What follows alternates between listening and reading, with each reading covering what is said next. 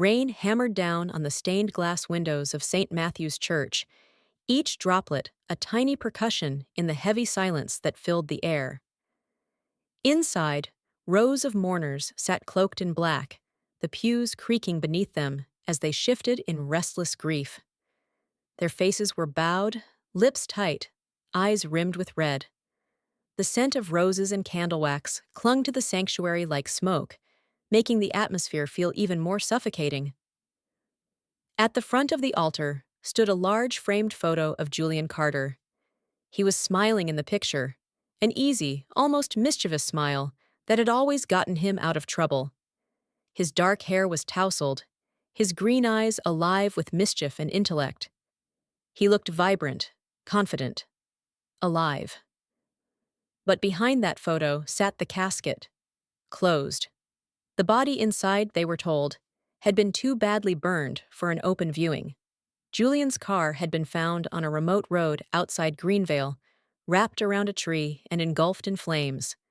The charred remains found inside had been identified by circumstantial evidence: his license, his phone, the partial plate number on the car. There had been no official DNA match, but the authorities were certain. Julian Carter was dead. The priest cleared his throat, his voice soft but resonant as he stepped behind the pulpit. "We are gathered here today to celebrate the life of Julian Carter, a son, a brother, a friend, a man taken far too soon."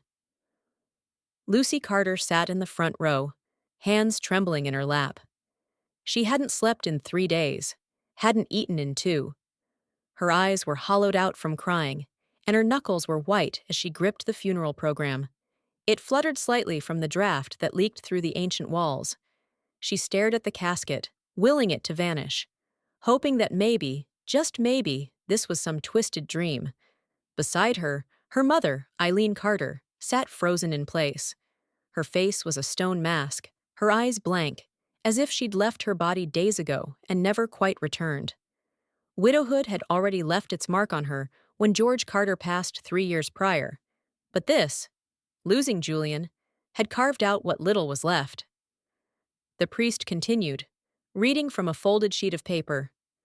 "Julian Carter, born January 3, 1987, son of Eileen and the late George Carter, brother to Lucy, a software engineer, a lover of jazz and late-night novels, a man of quiet strength, deep curiosity, and unexpected kindness." It was a sanitized version of Julian, appropriate, expected. But Lucy couldn't help but flinch at the words. They made her brother sound like a memory rather than the unpredictable, stubborn, passionate human being he had been. The priest paused, offering a moment of silence. The entire church fell still. A woman somewhere in the back sniffled. A baby let out a confused whimper. Then the doors opened. The creak of the hinges echoed like a thunderclap. Heads turned, whispering rose like static. A man stood in the doorway, drenched in rain, his hair plastered to his forehead, a soaked black coat clinging to his thin frame. He hesitated a second before taking a step inside, water pooling beneath his shoes. He blinked against the candlelight, scanning the sea of stunned faces until his eyes landed on Lucy. Time seemed to stop. Her heart seized in her chest. "Julian?" she whispered. Gasps erupted around her. Eileen let out a ragged cry. One of Julian's co-workers, the tall one who always tried to flirt with Lucy, slumped against the pew, fainting in place. And still Julian stood there, breathing, real. "I'm not dead," he said, voice hoarse from the rain and something else. "I can explain." A slow wave of disbelief rippled through the church. Julian took another step inside, his boots squelching softly against the stone floor, soaked through from the rain outside. The overhead lights flickered once, almost theatrically, and the air felt like it had been sucked out of the room. "Is this a joke?" someone muttered. A woman in the second row clutched her chest, whispering a rapid string of prayers under her breath. Lucy's knees buckled, and she might have collapsed if Julian hadn't rushed forward and caught her, his arms wrapping around her like a reflex. The contact was real. His body was warm. He was there. She stared up into his face, close enough now to see the bags under his eyes, the days-old stubble, the wildness etched into his expression. He looked like a man who hadn't slept in a week, like someone who had been on the run. "Is it really you?" she whispered. He nodded, eyes glassy. "It's me, Luce, I swear."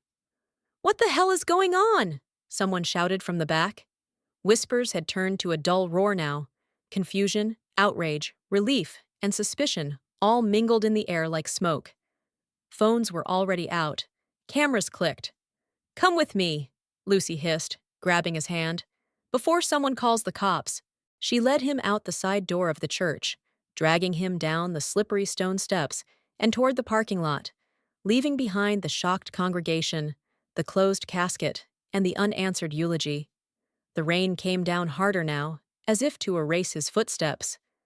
They didn't speak again until they reached Lucy's car, a beat-up silver Nissan parked along the curb.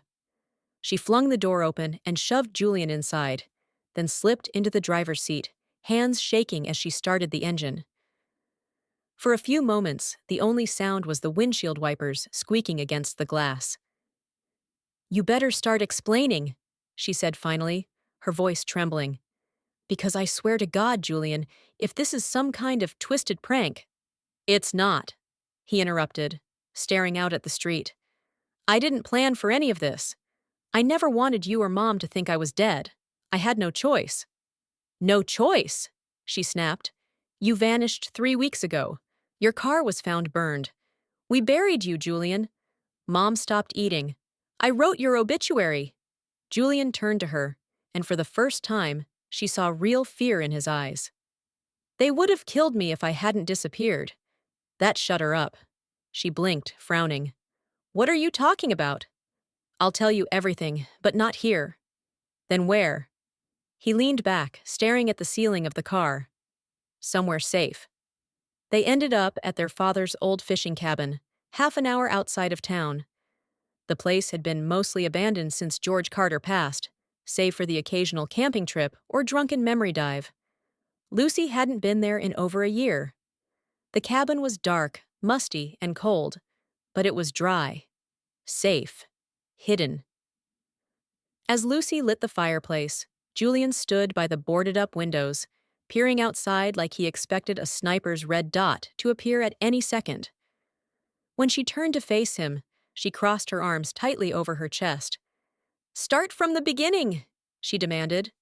Julian exhaled a long, shaky breath and finally spoke.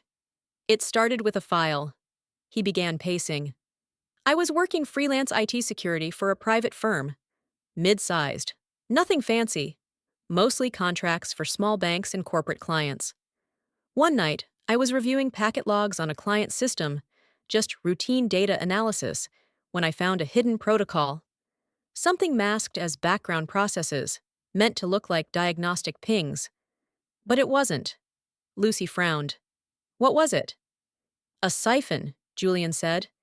"It was rerouting small amounts of money, cents and dollars at a time, from thousands of accounts into untraceable cryptocurrency wallets.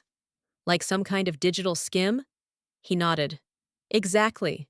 Someone had buried it deep. Whoever wrote it was a genius. But they'd made one mistake. They forgot to disable redundancy logs on a backup server. That's how I found the access trail." Lucy sat slowly on the couch, the fire flickering behind her. "What did you do?" "I pulled the logs, compiled a report. I was going to report it, anonymously, until I realized the company wasn't just a client." He paused.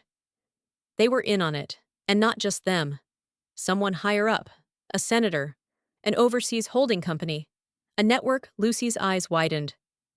"You uncovered a conspiracy?" "Something huge," Julian whispered. "And the second I started asking questions, things went sideways. My laptop got hacked remotely. My emails deleted. My phone stopped working. And then, someone came to my apartment." He clenched his fists. "I wasn't there, but they left a message. My front door had a red chalk mark. Just one line. It was a warning." "You're serious," she whispered. "You're not just being paranoid." "I'm being careful," he snapped. Then he softened. I called an old friend, Sam Hensley. Remember him? The guy you used to do coding competitions with? He nodded. Sam had ties to some underground forums. He helped me disappear. He gave me a burner phone, cash, a fake ID. Then he took my car. Said he was going to draw attention away from me. Lucy's mouth fell open. You mean, it wasn't me in that car, Julian said, voice tight. It was Sam. Lucy's mind raced as she absorbed Julian's words. Sam was dead. That much was clear. He had sacrificed himself to protect Julian. It was the kind of loyalty that Lucy didn't know existed anymore. She'd always seen Sam as a quiet, dependable tech geek, never imagining him capable of such selflessness or such involvement in a dangerous game. What happened to Sam? She asked, her voice barely above a whisper. He's gone.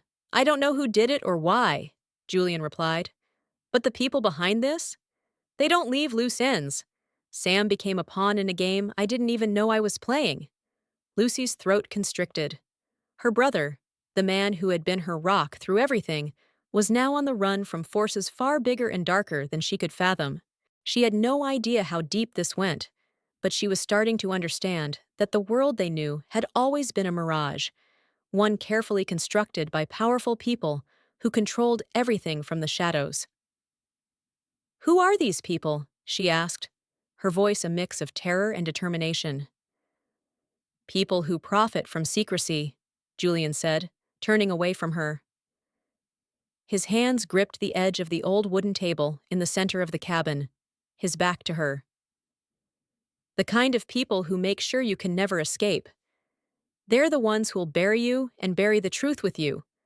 I don't know who's pulling the strings, but they're everywhere. He turned back, his eyes wide with something dark, a deep, consuming fear. I thought they were after the file, but I was wrong. They were after me, after what I knew. Lucy stood up, her legs weak beneath her, and crossed the room. The fire crackled in the corner, casting strange, flickering shadows against the walls. The cabin felt colder now, unnaturally so, a chill that wasn't from the rain creeping in from the cracked windows. Are we safe here? She asked quietly, her heart pounding. Do you even know if they're still watching you? He hesitated, his eyes darting to the door, as if expecting it to burst open at any moment. He sighed, rubbing his eyes. No, he whispered. I'm not sure anymore. But there's one thing I know for certain. They won't stop, not unless we stop them. The weight of his words hung heavy in the room. They weren't just talking about running from some vague corporate conspiracy anymore. They were talking about a force, an entity so pervasive, so insidious, it could twist everything around them into a weapon. And what's our play, Julian? Lucy asked. Her voice was sharper now. Her worry had turned to resolve. What's the next step? He walked to a small desk in the corner of the cabin, where he'd set up a temporary workstation, a laptop, a stack of papers, and a mess of cables. The file, he muttered, as if reminding himself of the prize they were still chasing. Lucy frowned. What file? Julian turned toward her, his face pale but determined. The one Sam gave me. The one I've been protecting. It's not just any data. It's the key to everything. The people hunting me? They think I have the full version of it. The real version. Her heart skipped. And you don't? He shook his head. I didn't want to. The original file was... It's too much. Too dangerous.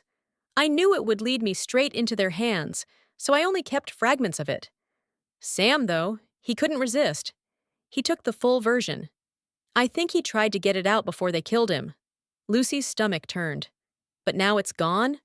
Julian nodded, eyes hardening. I think so. But there's a backup, hidden deep inside a server, on a site that's practically invisible to anyone else. If we can get there before they do, we might have a chance to expose it all.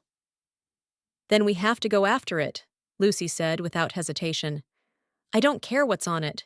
If it's as dangerous as you say, it's the only way we can end this. Not just dangerous, Julian murmured. This is the kind of power that doesn't get revealed. People die for it. They'll kill anyone who tries to expose it. They sat in front of the computer screen, Julian typing furiously as he bypassed layers of encryption and firewalls. Lucy stood by, watching his fingers fly over the keyboard, feeling the tension mounting. Outside, the wind howled, rattling the shutters. The storm showed no sign of letting up, and the feeling of isolation in the cabin seemed to tighten around them. "Got it," Julian finally breathed, exhaling as if he'd been holding his breath for hours. The screen flickered, showing a string of complex numbers and letters. "We're in." Lucy leaned over, her eyes scanning the screen. "What is this? Where's the file?" "It's all here," Julian said, pointing to a series of encrypted documents stored in a hidden section of the server. "These files contain everything, from the illegal transactions to the identities of the people involved. And, most importantly, they hold the key to their network. If we expose this, we'll bring down the whole system." Her heart raced. This wasn't just some corporate scandal. This was bigger, much bigger. But then the screen flickered again, this time more violently. "Julian?" Lucy whispered, fear creeping into her voice. "What's happening?" Julian's fingers stilled. His face drained of color as the letters and numbers on the screen began to distort. Then, the entire file list disappeared. "No, no, no!" Julian shouted, his hands slamming against the keyboard as the screen went black. Before he could react, the computer shut down completely. The screen was black, dead, as if someone had reached through the air and severed their connection to the world. "No," Julian muttered, his hands trembling as he tried to restart the computer. He slammed the power button repeatedly, but the screen remained lifeless, offering nothing but the cold, empty void of a malfunctioning machine. Lucy stood frozen beside him, her mind racing. What the hell just happened? "I don't know," Julian snapped, standing up abruptly, knocking the chair back in his haste. His eyes were wide, his breath shallow. "The files! They were here! I swear they were! I had access to everything!" "You had access to something," Lucy said, her voice sharp. "But now it's gone.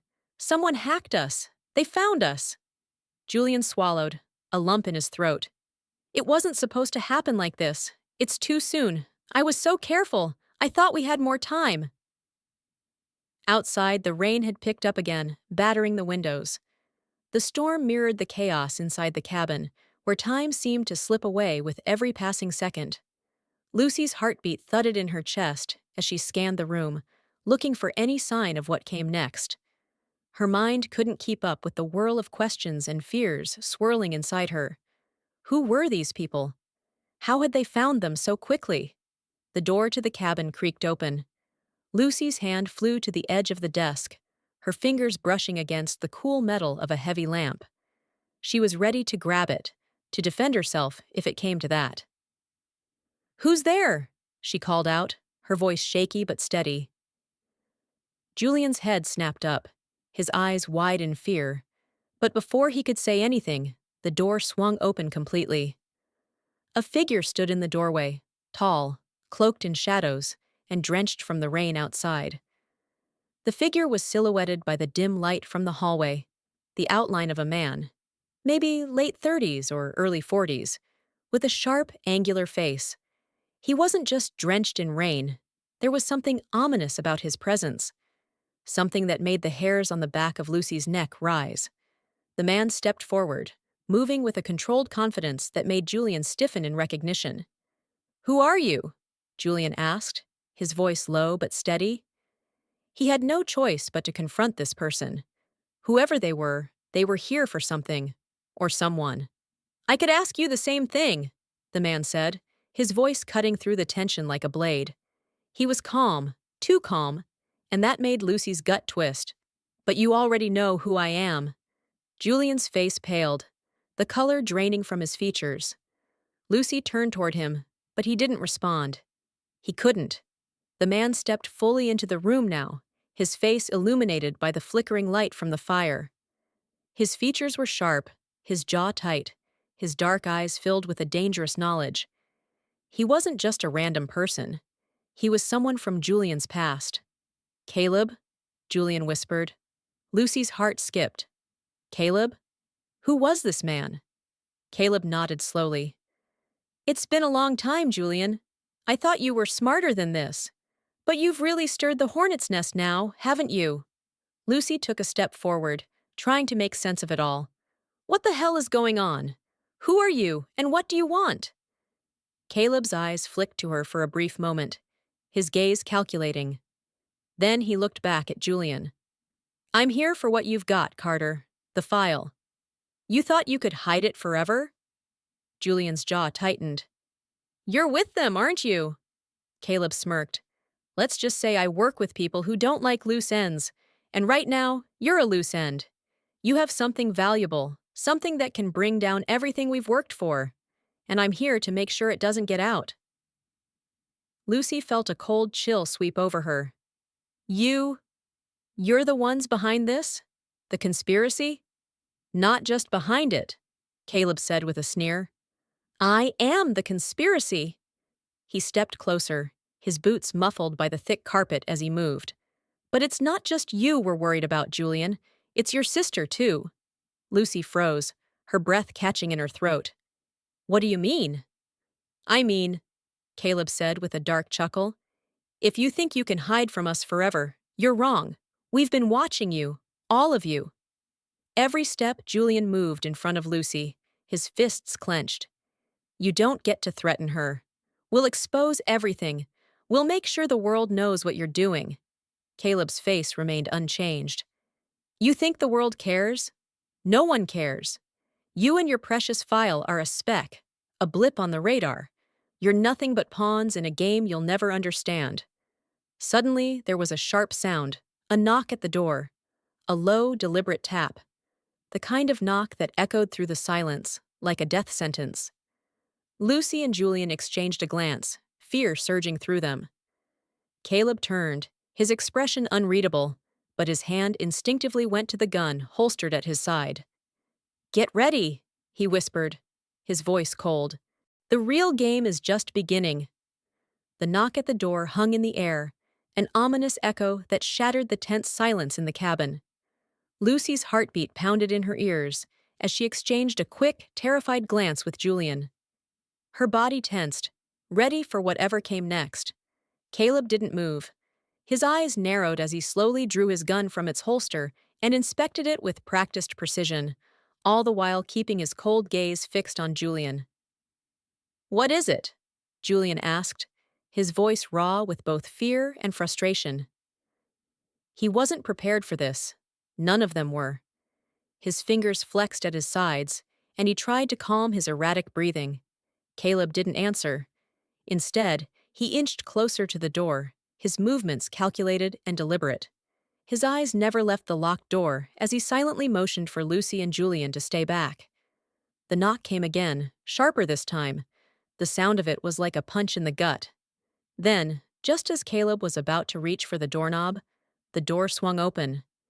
Standing in the doorway was a woman, tall, with long dark hair that cascaded over her shoulders. She wore a long black coat, and there was a quiet, unsettling air about her. Her eyes scanned the room, icy and unfeeling, before they landed on Caleb. "Well," she said, her voice calm but with an edge of authority, "it seems the family is reunited." Caleb's jaw clenched. "Ava!" he muttered under his breath. His gun remained aimed at the floor, but there was a flicker of tension in his posture that told Lucy everything she needed to know. This woman was no ally. Ava's gaze flicked to Julian, then to Lucy. Her lips curled into a slight knowing smile. "I see we're all here. Interesting, but not exactly how I imagined this reunion." "What do you want?"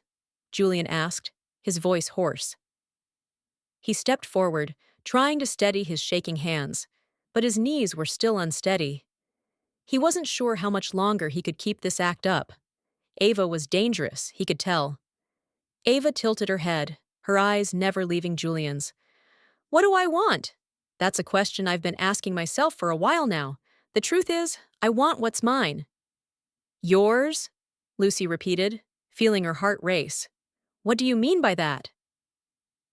Ava stepped into the cabin, brushing past Caleb without a second glance. She looked around the small, dimly lit room with a bored expression, as though she was sizing it up, assessing the best way to make her next move. You don't know who you're dealing with, do you? She said, finally turning her gaze back to Julian. Her eyes gleamed with something sharp, something dangerous. You think this is about the file. That's just a small piece of a much larger puzzle. And you're holding it, Julian. I don't have the full version, Julian said, his voice rising, his desperation clear. Sam took it.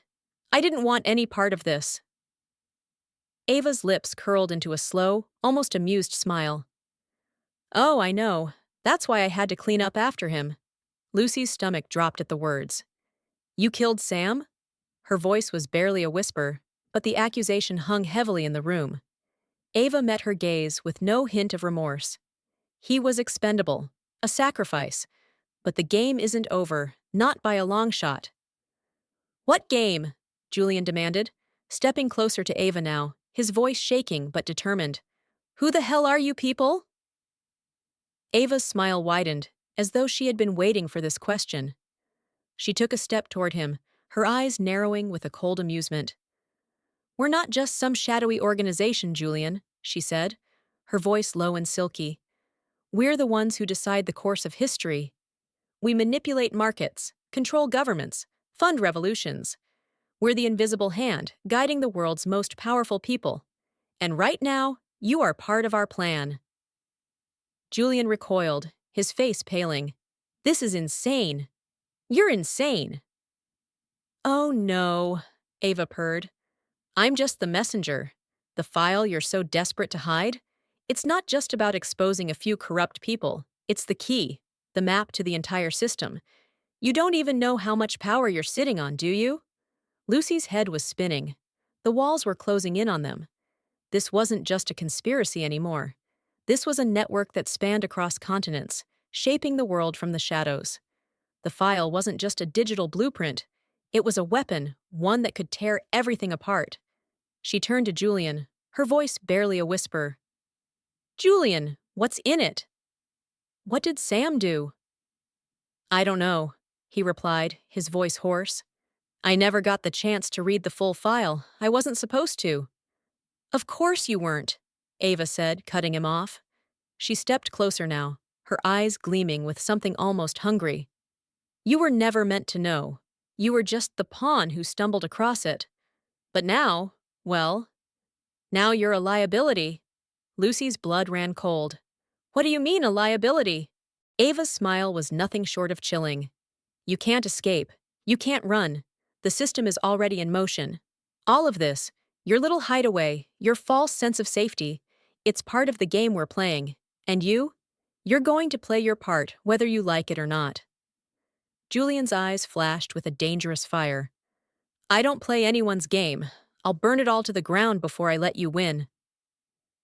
Ava's gaze never wavered, and the air between them thickened. She leaned in, her voice a deadly whisper. You can try, but it's already too late. You've crossed the line, Julian, and now you'll never escape it.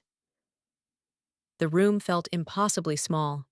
Every breath Lucy took seemed to carry the weight of 100 secrets, secrets that threatened to crush them all. Caleb stood near the door, his face unreadable, but his posture told a different story. He was waiting for something, an order, a command, a signal. And Lucy had a sickening feeling that whatever it was, it would be the last thing they wanted to happen. Ava's gaze flicked from Julian to Lucy, her lips still curled into that cold, knowing smile. Her every movement was deliberate, calculated. She was in control, and for the first time in what felt like forever, Lucy realized how helpless they were. You don't have to do this, Julian said, his voice hoarse with frustration.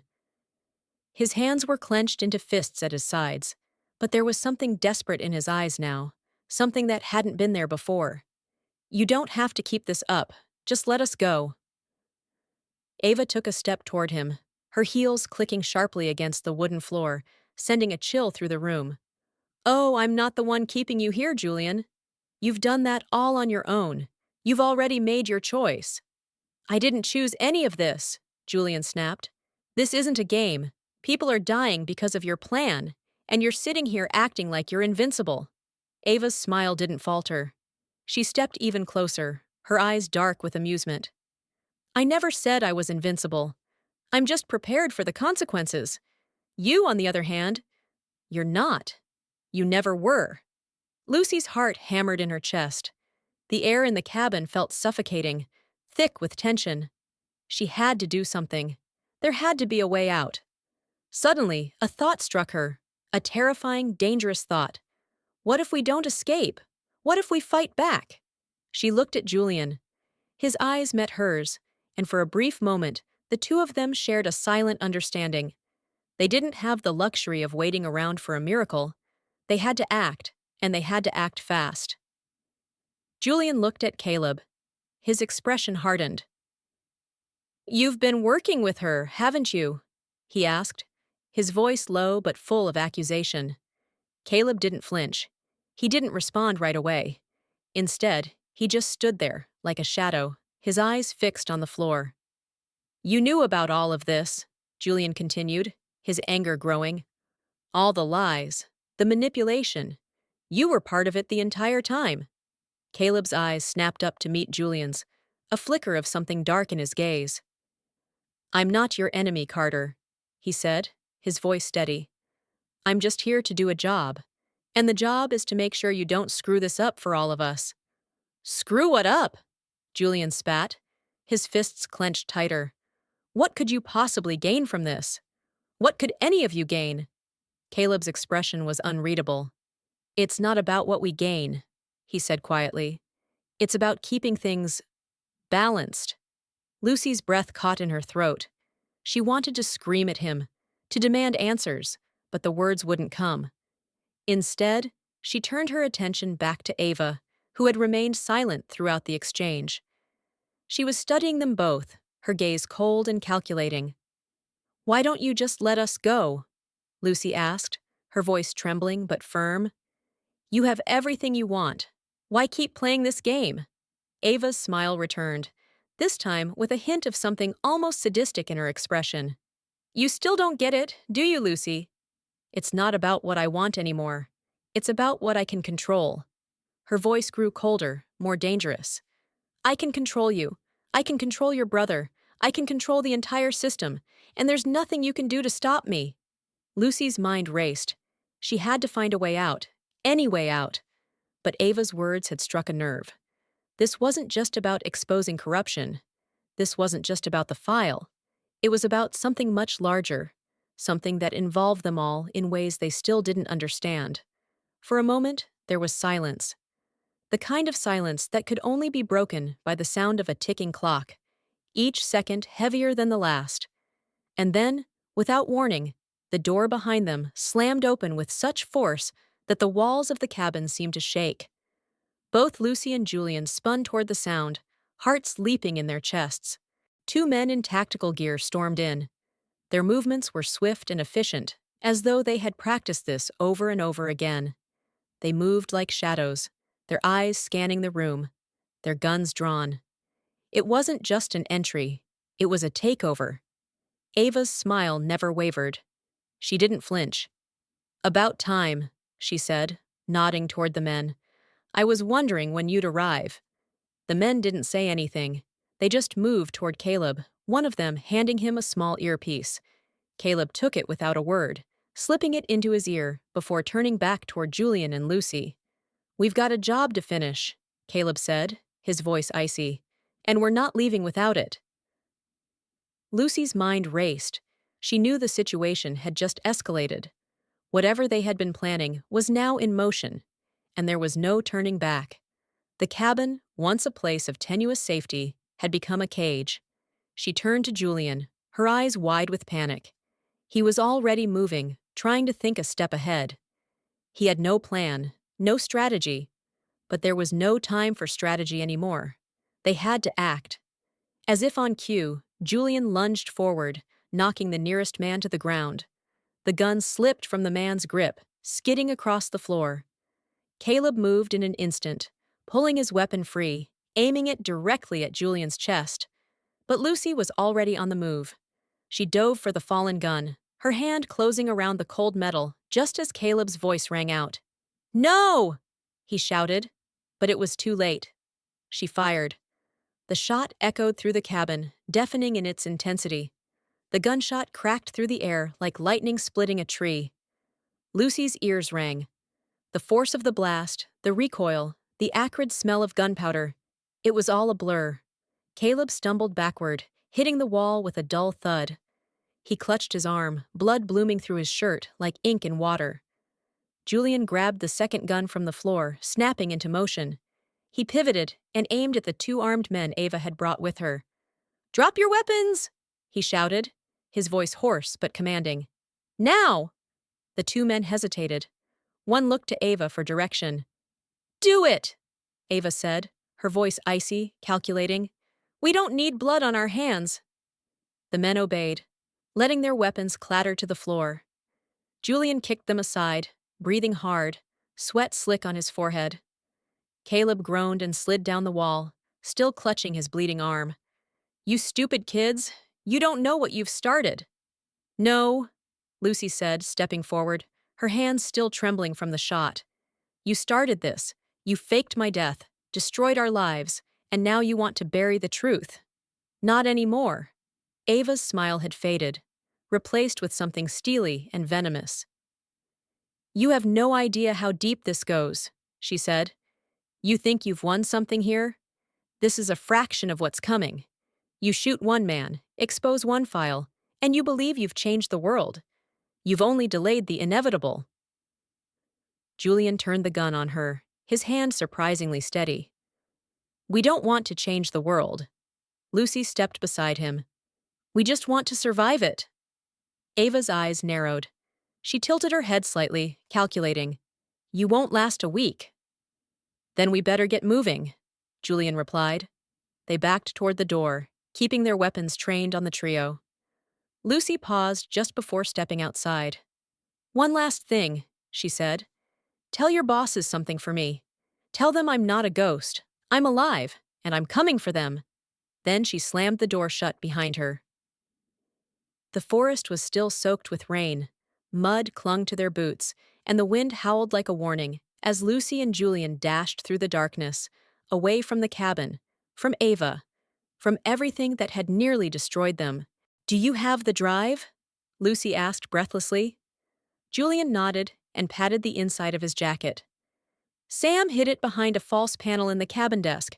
I grabbed it before they burst in. It's all here, everything." "And the backup?" "In the cloud," he said. "On an encrypted network, military grade. Even Ava's people can't touch it." "Then we still have a chance," she muttered, more to herself than to him. They pushed through the trees until the ground gave way to the dark silhouette of Julian's old Jeep. It was their only way out. He fumbled with the keys, nerves still electric from the standoff, and finally the engine growled to life. As they drove, headlights off, Lucy stared out the window, watching the rain blur the trees. Her fingers were still twitching, still remembering the feeling of the trigger. She'd shot someone. She didn't know if she could ever forget that, but she also knew this. It was them or Caleb, and she'd made the only choice that would keep her brother alive. "Where are we going?" she asked quietly. Julian hesitated. "There's a guy I trust. Ex-journalist turned whistleblower. Lives off-grid upstate. He's paranoid as hell, but brilliant. If anyone can get this file to the right people, it's him." Lucy nodded. Her heart still raced, but beneath it was a growing determination. They couldn't undo what had happened. They couldn't bring Sam back, but they could finish what he started. As the miles stretched ahead, Julian glanced sideways at her. "You okay?" Lucy took a long breath. "No, but I will be. Once we get this out. Then we don't stop." "No," she said, her voice steel now. "We burn it all down." 1 week later. The story hit the global news like a nuclear blast. Shadow network behind government contracts exposed. Tech conglomerate linked to untraceable black ops. Whistleblowers' siblings break silence, and the system. The footage showed snippets of Lucy's recorded video, her face hollowed by grief but blazing with conviction. Behind her, charts, wire transfers, recordings of secret meetings, and forged death certificates told the rest of the tale. The conspiracy stretched farther than anyone had imagined. Politicians, military officials, corporate giants, all connected by a thread of greed and absolute control. And that thread had unraveled. People protested. Investigations launched. Resignations followed. And somewhere, in a cold, dark office, lit by monitors, Ava stood watching the screen. Her expression was unreadable. Behind her, a man in a tailored gray suit spoke quietly into her ear. "They've won the battle," he said, "but not the war." She didn't respond. 3 months later, Lucy sat at a quiet cafe in a small coastal town, watching the waves roll in. The wind carried the salt of the ocean, and the sky was soft and gray. It was peaceful here. Quiet. Across from her, Julian stirred his coffee. "We did it," he said softly. "I still can't believe we made it out." Lucy nodded slowly. "It cost us a lot." "It did," he agreed. "But I think Sam would have been proud." They sat in silence for a moment, letting that settle. Then, Lucy leaned forward. "You know this isn't over, right?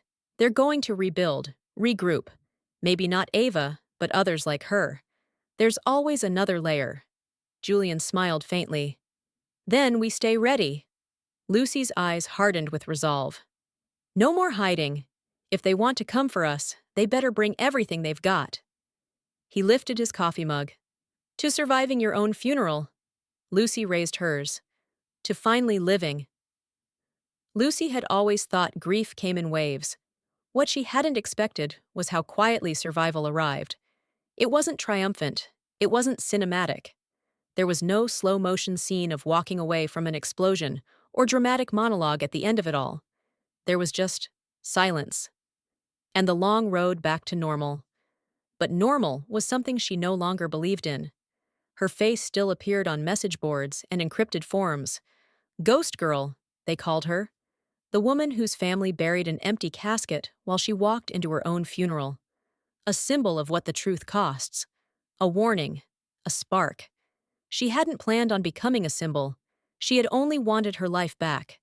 And yet, sitting alone now on the wooden porch of a quiet cabin far from cities and surveillance, she realized something important. She didn't want her old life back. Her old life had been passive, obedient, bounded by caution. It had cost her too much to ever return to that version of herself. Julian stepped out with 2 steaming mugs and handed her one.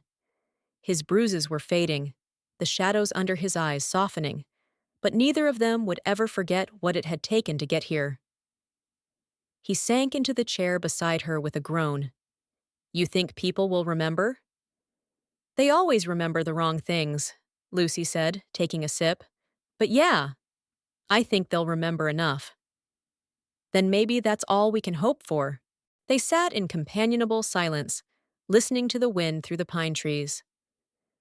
"Do you ever regret it?" Julian asked quietly. Lucy didn't answer at first. She thought of Sam, his crooked smile, the sound of his laugh, how he had left breadcrumbs for her, even in death. She thought of Ava's cold eyes, of the weapon in her own hands, of the night she'd pulled a trigger not to end a life, but to protect her own. "I regret that I didn't know sooner," she said. "That I lived so long asleep, that I let myself believe safety was the same as peace." Julian nodded slowly. "Yeah, me too." Lucy turned to him. "But I don't regret waking up. I don't regret fighting."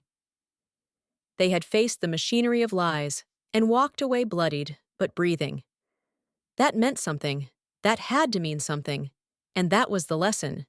The real enemy had never just been Ava, or Caleb, or even the faceless men who had orchestrated it all from boardrooms and bunkers.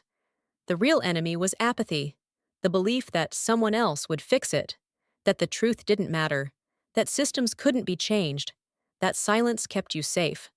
They had been wrong, and they weren't going to make that mistake again. "I've been thinking," Julian said, breaking her thoughts. "Maybe we don't just disappear this time." Lucy raised an eyebrow. "What, go on a book tour?" He laughed, genuinely this time. "Not quite, but maybe we use what we've learned. Create something that lasts. A network, a platform, something to keep the pressure on, help others like us." Lucy stared into the trees, watching the way the light broke through them in soft amber streaks. A year ago, she wouldn't have imagined a life like this. A life after death, in the truest sense. A resurrection not of the body, but of the will. "You know what the irony is?" she said. "What?" "They tried to erase me. Ava and all her people. They buried me alive. But in the end, they made me real. For the first time in my life, I see everything. And I'm not afraid anymore." Julian smiled, pride and exhaustion blending behind his eyes. "Then let's make it count." She nodded. Maybe they wouldn't stop the next shadow group. Maybe another Ava would rise. Maybe the world would keep spinning on the axis of power and profit. But they weren't helpless. They weren't pawns anymore. And sometimes, the act of surviving the truth is enough to inspire others to seek it. 3 years later, a low-budget documentary titled The Ghost Who Spoke began circulating quietly online. No credits, no music. Just Lucy's face, older, calmer, staring into the lens. She spoke not of revenge, but of resistance. Not of conspiracy, but of courage. She told the story of how she died, and how in doing so, she found a life worth fighting for. Her final words echoed through screens, across borders, into hearts tired of lies. "They wrote my obituary before I ever lived, but I'm still here. And as long as we're here, we keep fighting."